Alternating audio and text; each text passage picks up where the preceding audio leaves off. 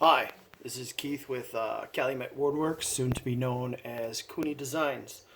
And this is the first video I've ever done for finishing. I'm going to show you how I finish my acrylics. I've got turned already a Sierra twist blank. It's already glued, tubed, measured, cut, and turned down to where I want it to be. A couple of things that I use a magnetic lamp here, LED lamp, which let's see, I'll explain why we use that in a moment. I've got a couple of Abernet pieces here. I've got a 120 grit and a 320 grit. And then I got the micro mesh. Got 9 different grits. What I do is I mark the sides with a permanent marker, and I use Roman numerals, so I just I don't have to keep track. You can see in the background there I've got the chart. I lose that a lot, so I like to go just with what I got here. And then I've got a container of water as well. So first thing we're going to do is we're going to knock down some of the higher parts here. It's not, you can still feel some ridges on that from the turning, and that's what the Abernet is for. So I'm going to fire up the old shop fox here.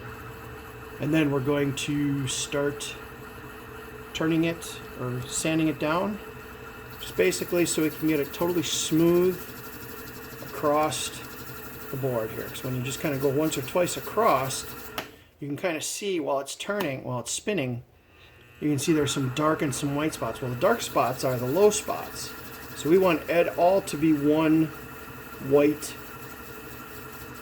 shade of white all the way across. That tells us we've pretty much got it evenly sanded down and all the high spots knocked out. And I go with kind of an aggressive grit at first. You don't have to use a lot of pressure on it. It'll take, leave the scratches and stuff, but it gets rid of those little high water marks, basically, is what you can call them. So, like that. And then you kind of want to rub off the white powdery residue. And we're going to go to 320 and just kind of smooth that out a little bit. Go here. This.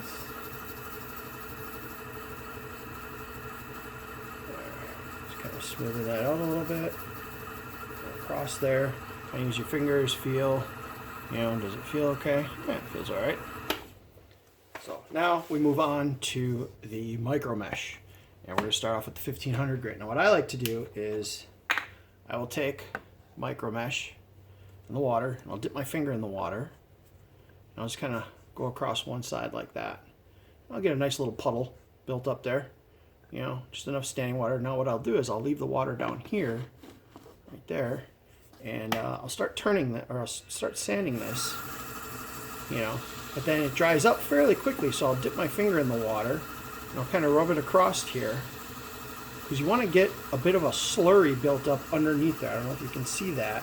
Right where the sandpaper meets the acrylic, get a nice little slurry going. That means you got enough moisture down there that allows the wet sanding to do its job, which is to not really cut too much into the acrylic. You just want it, you want those surface scratches dealt with so they get to a mirror shape. Let's do that a couple of times. And stop it, and then what you want to do is you want to have a cloth or something handy so that you can wipe off the residue of the first grit. I do this in between every grit, plus it gives it a little bit of polish. I usually don't stop in between grits. I keep it running, but for the sake of the video here, let's kind of show, got it nice and smooth out. There's no, rub your finger across it, there's really no, you can't feel any bumps, so we're good there. So we're just going to keep on going through the grits here. It's kind of a timely process. Again, I've got the micro mesh in the water, and I'm going to add across there to get a nice little puddle going, with my finger. Saves on water, and then you just go. And you kind of go for a little while. You don't have to put a lot of pressure on it because you're wet sanding. So you're going to let the friction, the water, and the micro mesh do its job. It's not about pushing hard. It's a tedious process. You want to take your time if you want that mirror finish. You want basically when you're done with wet sanding, you want this thing to look wet, even though it's dry. That's how shiny you want to get that acrylic. Wipe off the water there. We're going to go to the next step. A third bit of abrasion here. got that going like that. Dip my finger in, get some more water on there. Just kind of go across, you know. You want to try to use the reflective light to get that nice line. You see that white line that goes across there? Yeah, that's what you want. That's the wet line that tells you you're getting it nice and shiny. What you want is that thing to stay real shiny, not dull. See how it's dull right now? When we get to the final grit, you'll see how that thing just shines and it looks great. Really makes the acrylics pop. Really adds a whole new level when you're turning pens. Like I said, this is a Sierra Twist pen, so you'll see how nice this thing turns out at the end here. We'll just kind of go up, you know. Now we're up to, let's see, we did 1500, we did 1800, 2000, 3200. Now we're going on to 3600, and it's getting a little smoother. You can see the pads are starting to get a little bit smoother. They're starting to feel a little bit like leather.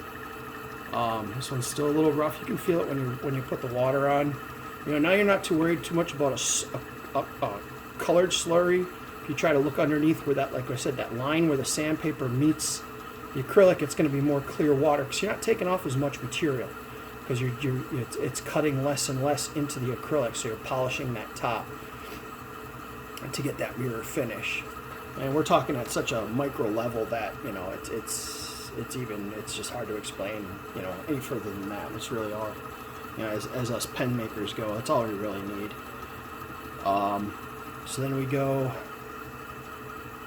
do another grit there. No, you don't need a lot of time, you know. It's what it is.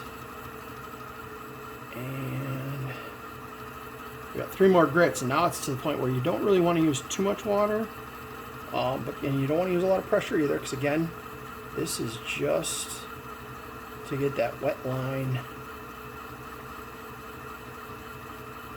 to show up.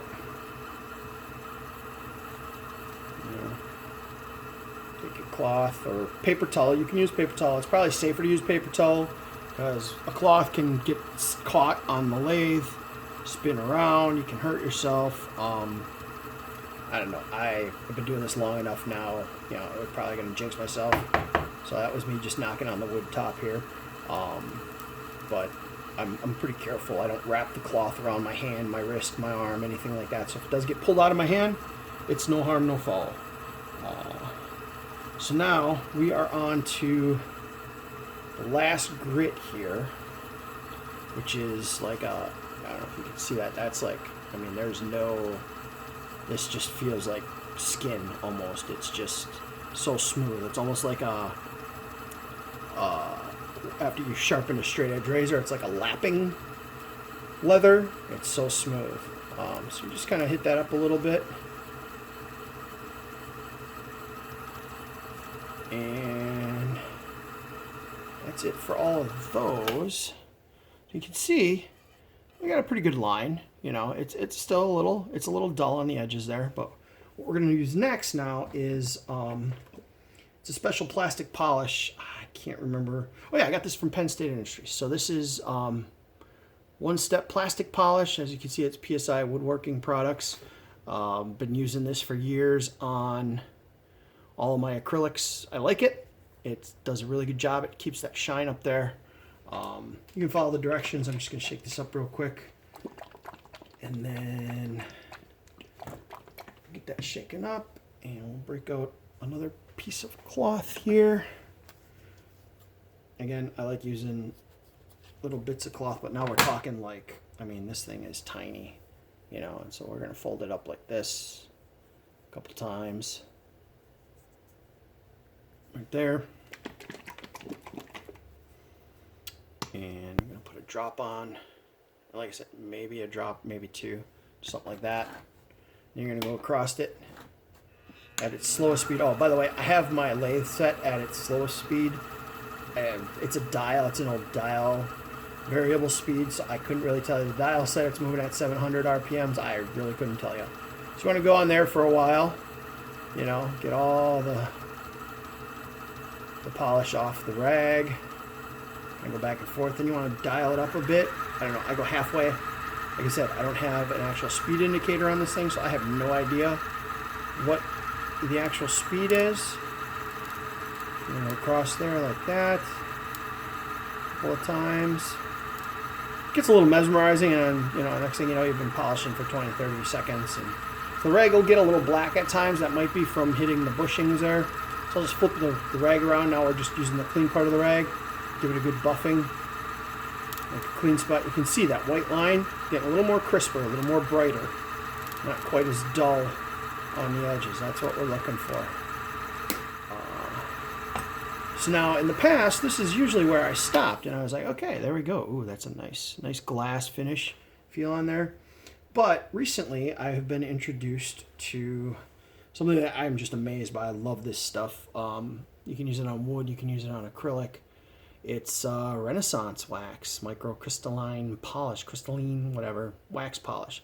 Love this stuff. This is amazing for wood, for acrylics. It keeps fingerprints off, smudging the whole bit. I mean, it's just some amazing stuff. Check it out on the web somewhere, your favorite pen supply store. Personally, and this is, I'm not getting paid, but my first go-to place is exoticblanks.com.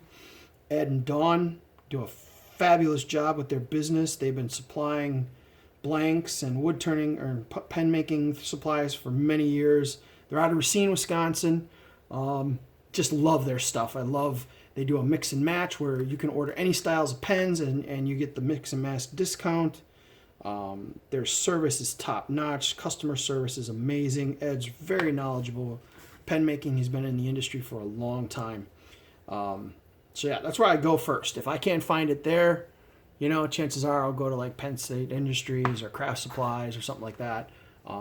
Yeah, so what all you really need is just this might even be too much. I don't know if you guys can see that, but that might even be too much on there. But you just turn your dial back down, you turn your speed back down on your lathe, and then you just buff this sucker out like that. And go back and forth a couple times. This really isn't a friction polish, so it doesn't matter. The other one was a friction polish, so that the harder you press on it, the better. Again, you're going to get a little black. Like I said, I don't know if that's from something or not, but then I'm going to polish this off, turn the speed up a little bit, and go back and forth a couple times.